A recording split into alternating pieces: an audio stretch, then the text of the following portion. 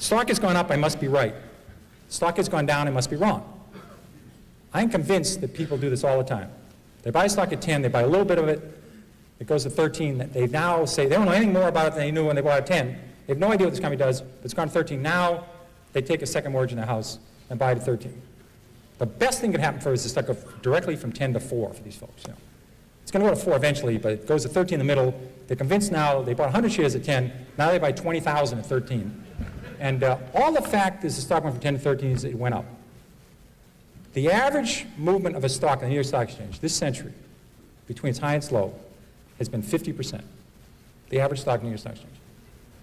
That means the stock started the year 20, sometime during the year sold 16, sometime during the year sold at 24, might have finished the year 21, might have finished the year 19. The average range of a stock in the New York Stock Exchange is 50% in 12 months, between its high and its low.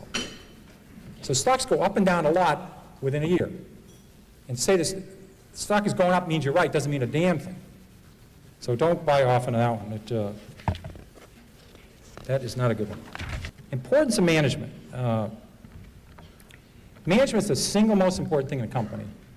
But for an outsider to know great management versus good management versus terrific management versus average management, tough to do. Tough to do. Because you only get an hour at people, sometimes a half an hour. And how do you know what decisions they didn't make? A lot of great companies have been made because the company didn't make an acquisition. They didn't get rid of the division. They don't put in the annual report, we didn't get rid of the tubing division. You know, you don't hear about that. Somebody said, made a brilliant decision, we're going to hold on to that thing, we're going to fix it, and it's doing great. Now, they might be doing great because some management 8 years ago did it right, or some did something right 5 years ago. That person isn't there anymore. Or they didn't make any acquisitions, or they expanded at the right time. So knowing what management, what they can add to it, it's the single most important thing, very hard to measure. If management can add something to it, that's great.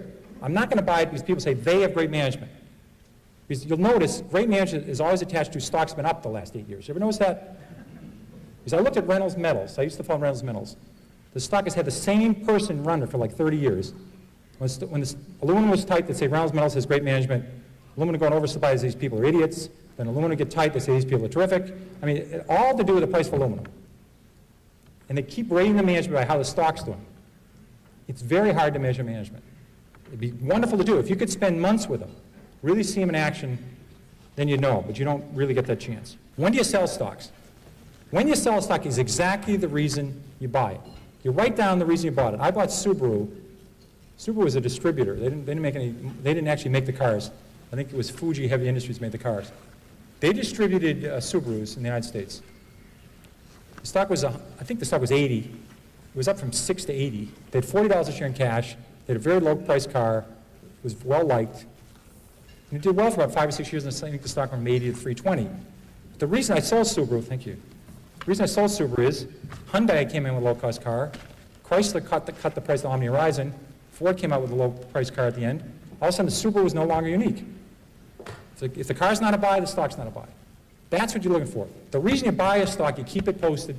If the reason changes, you go on to something else.